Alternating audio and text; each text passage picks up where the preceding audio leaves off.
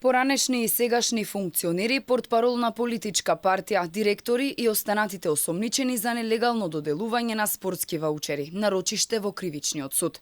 Ке чекаат одлука дали ќе им се одреди мерка на предпазливост. Како што брифираат од Кривичниот суд, навон главна расправа ќе се одлучува по предлогот на обвинителството. Предлогот се однесува на 12 осомничени. Дел од нив негираа вина и истрагата на обвинителството ја квалификуваа како тенденциозна.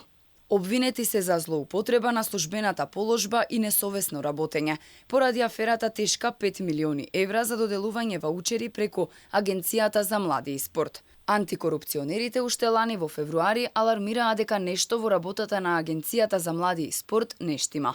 Тогаш ДКСК посочи дека Централната комисија без отчет доделувала ваучери во вредност од милијарда денари годишно, по разни основи, без никаква транспарентност каде се трошат овие пари.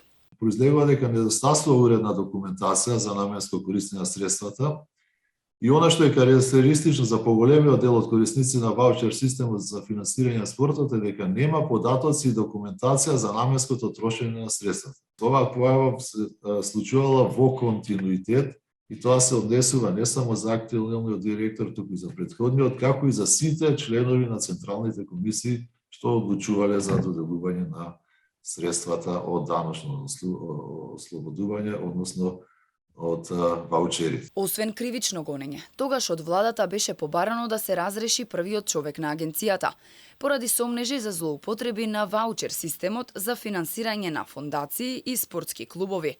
Тој пак тогаш најави тужба против ДКСК. Се најавуваа како систем токму за заштита на финансиски малверзации. Од државната каса секоја година се одвојуваа по неколку милиони за да се помогне на спортот.